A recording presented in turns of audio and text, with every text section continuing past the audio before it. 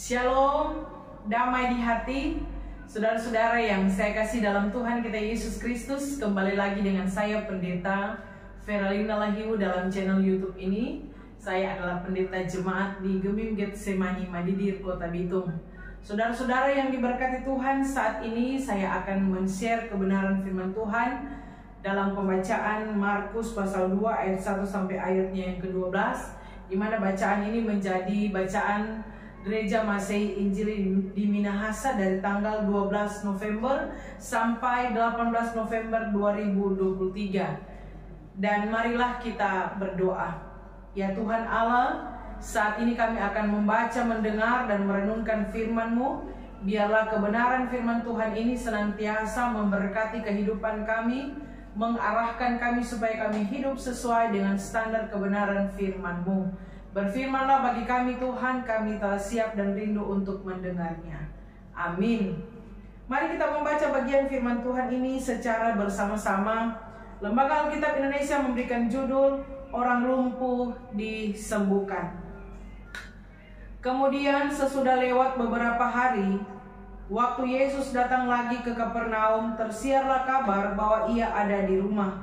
Maka datanglah orang-orang berkerumun sehingga tidak ada lagi tempat, bahkan di muka pintu pun tidak. Sementara ia memberitakan firman kepada mereka, ada orang-orang datang membawa kepadanya seorang lumpuh, digotong oleh 4 orang.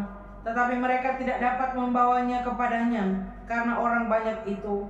Lalu mereka membuka atap yang di atasnya. Sesudah terbuka mereka menurunkan tilam tempat orang lumpuh itu terbaring.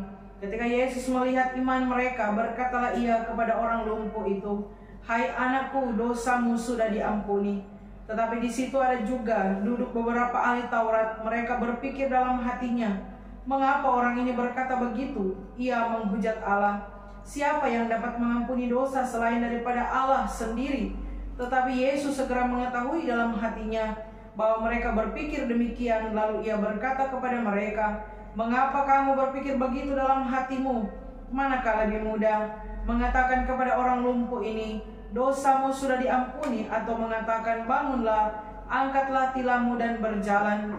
Tetapi supaya kamu tahu bahwa di dunia ini anak manusia berkuasa mengampuni dosa, berkatalah ia kepada orang lumpuh itu, kepadamu kukatakan, bangunlah, angkatlah tempat tidurmu dan pulanglah ke rumahmu." Dan orang itu pun bangun, segera mengangkat tempat tidurnya dan pergi keluar di hadapan orang-orang itu, sehingga mereka semua takjub, lalu memuliakan Allah, katanya, "Yang begini belum pernah kita lihat."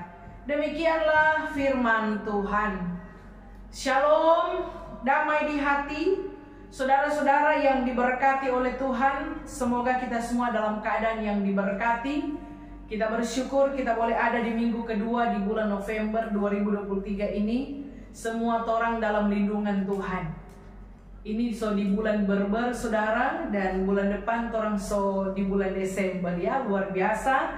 Semua sehat-sehat, kuat-kuat. Nah saudara yang diberkati Tuhan, orang-orang Kristen adalah orang-orang percaya. Orang-orang yang percaya kepada Yesus Kristus.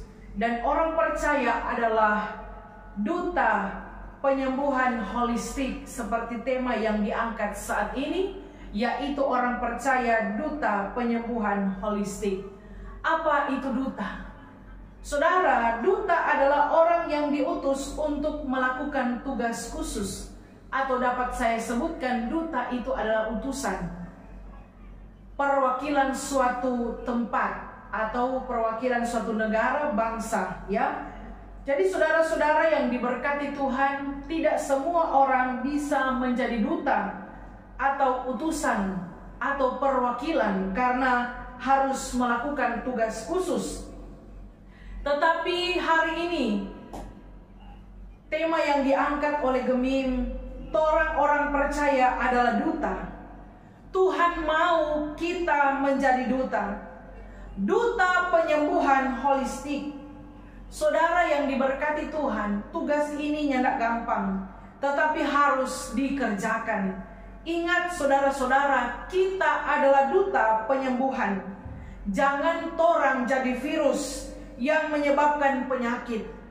Karena ada tuh penyakit penyakit mulu, saudara-saudara ya, mulu Carlota ya. Saudara yang diberkati Tuhan, kita harus menjadi duta penyembuhan. Tapi ingat, kita adalah duta, bukan penyembuh. Kita adalah alat yang Tuhan pakai untuk menyatakan maksudnya.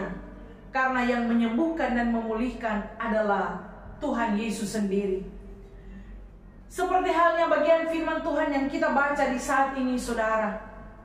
Dikatakan bahwa Yesus kembali ke Kapernaum. Dan ada banyak orang yang datang kepadanya pada saat itu. Sehingga di satu rumah ini semua telah penuh. Ya, banyak sekali yang datang pada saat itu. Jadi saudara, pada waktu itu, kalau pada pagi hari, ya, pintu rumah itu selalu terbuka dan siapa saja bisa keluar masuk. Sama dengan orang, no? Kalau di masa ini, kalau pagi itu pintu mesti buka supaya kata masuk berkat. Nah, ini yang anggapan-anggapan yang ada, karena pagi-pagi kata mesti buka pintu supaya itu berkat masuk, saudara ya. Makna pintu yang terbuka pada saat itu adalah undangan kepada siapa saja yang mau masuk. Saudara yang diberkati Tuhan, kalau kata orang sekarang banyak pintu-pintu yang tertutup, saudara-saudara ya, karena nih mau orang masuk tuh, nih mau kotor, apalagi kalau dia bersih-bersih, nih mau kotornya, nih mau buka tuh pintu, saudara ya. Atau misalnya takut pencuri ya karena sekarang sebanyak pencuri, saudara ya. Saudara yang diberkati oleh Tuhan kita Yesus Kristus, dikatakan bahwa banyak orang yang datang pada Yesus pada saat itu. Kita melihat ini di pasal 1, saudara ya. Mengapa banyak orang yang datang pada Yesus? Karena saudara, dikatakan dalam Alkitab ini, kemudian sesudah lewat beberapa hari, waktu Yesus datang lagi ke Kapernaum, tersiarlah kabar bahwa ia ada di rumah. Kalau kita lihat di pasal 1, saudara, ya, di sini Yesus, kalau mau bilang orang sekarang, di sini Yesus so viral. Ya, Yesus sangat terkenal. Dia tersiar kabar tentang dia, saudara. Mengapa? Karena di pasal 1 kita melihat Yesus mengusir setan. Yesus melakukan mujizat. Bahkan dia menyembuhkan orang yang sakit kusta. Padahal dalam perjanjian lama, hanya Tuhan yang bisa sembuhkan orang yang mengalami sakit kusta. Makanya saudara, banyak orang yang datang pada Yesus karena mereka datang hanya karena mereka merasa takjub, mereka merasa heran, mereka merasa terkesan dengan Yesus.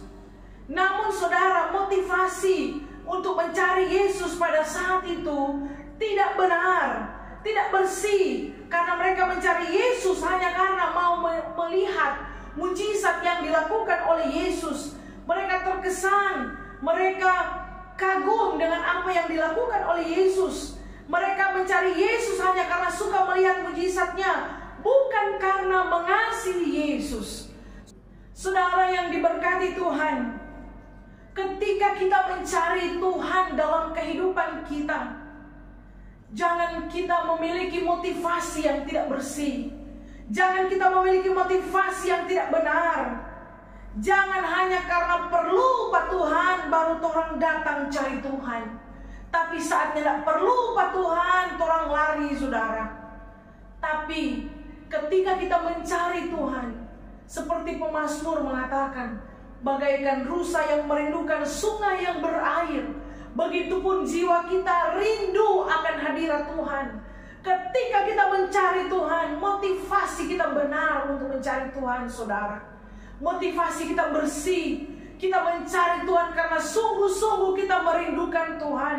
Ketika kita mencari Tuhan karena sungguh-sungguh kita mau bersekutu dengan Tuhan, saudara-saudara. Pada waktu itu Yesus juga tahu, saudara. Ketika orang datang dengan motivasi yang tidak benar, Yesus tahu. Tetapi saudara, Yesus tidak menolak mereka. Namun dia tetap menerima mereka dan memberitakan kebenaran firman. Ini dijelaskan, saudara. Ya, sementara ia memberitakan firman kepada mereka di ayat yang kedua.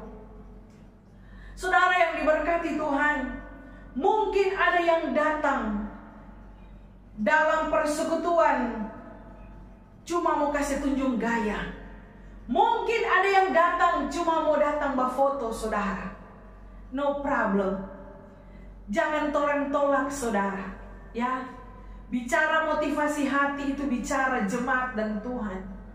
Sehingga dalam apapun ketika kita datang pada Tuhan, Yesus sendiri pun tidak menolak orang-orang ini. Sehingga saudara yang diberkati Tuhan, tidak ada apa-apa. Ketika orang datang pada Tuhan, tetap terima dan didik mereka dalam kebenaran. Tapi saudara, kalau so tahu kebenaran, kasih bersih itu motivasi saat kita datang pada Tuhan. Mungkin waktu itu mereka dalam keadaan yang belum mengenal kebenaran. Tapi orang yang so tahu kebenaran, ketika orang datang pada Tuhan, orang harus memiliki sikap hati yang bersih, sikap hati yang benar. Motivasi kita datang kepada Tuhan bahwa kita sungguh-sungguh untuk mencari Tuhan. Saudara yang dikasih dan diberkati oleh Tuhan kita Yesus Kristus, pada saat Yesus sementara memberitakan firman, dikatakan di ayat 3, ada orang-orang datang membawa kepadanya seorang lumpuh, digotong oleh 4 orang. Saudara, ini satu hal yang luar biasa. Ada 4 orang datang membawa teman mereka yang lumpuh. Lumpuh ini saudara, orang yang lumpuh adalah orang yang tidak bisa berjalan. Dorang bawa ini orang lumpuh ini, dorang gotong saudara. Dan waktu itu dorang tidak bisa masuk melalui pintu karena sesaknya orang banyak pada saat itu. Namun saudara, ketika mereka tidak mampu menerobos pintu masuk, mereka pun mampu menerobos loteng, saudara. Ya, luar biasa. Firman Tuhan di sini mengatakan bahwa mereka pergi ke atap membawa orang ini, saudara. Dorang buka itu atap, dorang turunkan ini orang lumpuh. Ini satu hal yang amazing, satu hal yang luar biasa, saudara-saudara. Sehingga ketika Yesus melihat iman mereka, ini satu hal yang luar biasa. Ya, dikatakan dalam firman Tuhan ini, ayat 5, ketika Yesus melihat iman mereka, berkatalah ia kepada orang lumpuh itu. Jadi saudara, Yesus melihat iman orang-orang ini. Yesus melihat iman mereka yang datang pada Yesus pada saat itu. Iman apa yang dilihat oleh Yesus, saudara? Yesus melihat iman mereka bukan hanya iman percaya bahwa Yesus berkuasa, bukan hanya bahwa Yesus pasti sembuhkan orang lumpuh ini, tetapi iman yang dilihat Yesus adalah iman yang mau bersama-sama bekerja, adalah iman yang mau bersama-sama lakukan pekerjaan yang sulit. Dan iman yang dilihat Yesus adalah iman yang mau bersama-sama menerobos kesulitan itu, saudara. Ada orang sama-sama kerja, tapi pada saat yang sulit, Sony mau kerja sama, saudara. Ya, tidak mampu untuk menerobos kesulitan itu. Namun luar biasa keempat orang ini, tambah dengan orang lumpuh ini, saudara. Ketika mereka melihat banyak orang tidak bisa masuk, ya, ini satu pekerjaan yang sulit, namun mereka mampu menerobos kesulitan itu. Kalaupun tidak bisa lewat pintu, dorang buka atap, saudara. Ini satu hal yang luar biasa. Iman inilah yang dilihat oleh Yesus. Solidaritas mereka yang tinggi, mereka yang satu hati, mereka yang saling mensupport, inilah yang dilihat oleh Yesus, saudara. Makanya Bapak Ibu Saudara yang diberkati Tuhan, jangan sampai iman ini sonyanda ada pada orang di gereja. Jangan sampai iman bersama-sama ini sonyanda ada di dalam persekutuan kita. Ya, backing kegiatan, napa? yang lain kerja, yang lain pangku kaki, yang lain ada setengah mati, napa yang lain ada tidur, saudara. Saya mau katakan saat ini bahwa Tuhan sangat meninggikan solidaritas. Tuhan sangat meninggikan kebersamaan, saudara. Makanya jangan sampai satu kolom kontorang baku marah, saudara. Jangan sampai tarik satu gereja mar baku benci. Ini yang jadi masalah. Bukan saling mendukung, malah saling menjatuhkan. Lebih bahaya kalau ada antar pelayan khusus kongsonya tidak solid, saudara. Apalagi kong penatua dan diaken kolom. Aduh, bahaya. Ya, jangan sampai ada penatua dan diaken satu kolom, kong dorang dua yang tidak cocok, dorang dua yang tidak solid. Mau jadi apa itu anggota jemaat? Karena saudara yang diberkati Tuhan, ada juga yang seperti itu. Penatua dan diaken soalnya satu hati, bukan lagi saling mensupport, saling mendukung, malah saling menjatuhkan, saling menjelek-jelekan. Saudara, ini tidak diinginkan oleh Tuhan. Tapi lewat kebenaran firman Tuhan hari ini mengingatkan kepada kita, kita harus saling mendukung. Ya, kita harus saling mensupport. Jangan torang satu kolom mar baku benci, tapi torang mesti baku baik. Kalau torang satu kolom, torang satu jemaat, torang satu gereja, torang satu persekutuan, torang mesti solid. Torang mesti saling support, saling mendukung satu dengan yang lain. Seperti bacaan kita ini, saudara. 4 orang ini menggotong teman mereka yang lumpuh, yang nak gampang. Dorang ampa ini bawa naik, saudara, di atas. Kong dorang kasih turungin orang lumpuh. Ini iman yang luar biasa yang dilihat oleh Tuhan Yesus ini. 4 orang ini menjadi kaki bagi yang lumpuh untuk datang pada Tuhan. Wow, saudara, waktu mereka datang, Yesus katakan kepada orang lumpuh ini, "Hai anakku, dosamu diampuni." Saudara, waktu Yesus mengatakan demikian, ada protes dari ahli Taurat, karena yang hanya bisa mengampuni adalah Allah, saudara. Mengapa Yesus mengatakan demikian, saudara? Karena pada waktu itu, dalam pandangan orang Yahudi, orang yang menderita pasti telah berbuat dosa. Mereka mengaitkan penderitaan dengan dosa. Dan bagi mereka, bagi orang Yahudi, orang yang sakit adalah orang yang telah dimurkai oleh Allah. Untuk itulah Yesus mengatakan demikian, "Hai anakku, dosamu sudah diampuni." Saudara, namun para ahli Taurat ini menyangka bahwa Yesus menghujat Allah. Di ayat 7 bilang, mengapa orang ini berkata begitu? Ia menghujat Allah. Ya, namun saudara, Yesus tahu apa yang dorang pikirkan. Yesus ini Tuhan, saudara, ya. Yesus mengatakan kepada mereka, manakah lebih mudah mengatakan kepada orang lumpuh ini, dosamu sudah diampuni, atau mengatakan, bangunlah, angkatlah tilammu dan berjalanlah. Saudara yang diberkati oleh Tuhan kita Yesus Kristus, tentu pada saat itu bagi mereka yang sulit adalah melakukan mujizat, karena mujizat itu harus dibuktikan. Kalau mengampuni dosa, mereka pernah dengar di bait Allah, imam menjadi wakil mengatakan bahwa dosamu diampuni ketika mempersembahkan korban. Saudara yang diberkati oleh Tuhan, namun melakukan mujizat ini adalah sesuatu yang sulit, dan itu harus dibuktikan di depan banyak orang, saudara-saudara.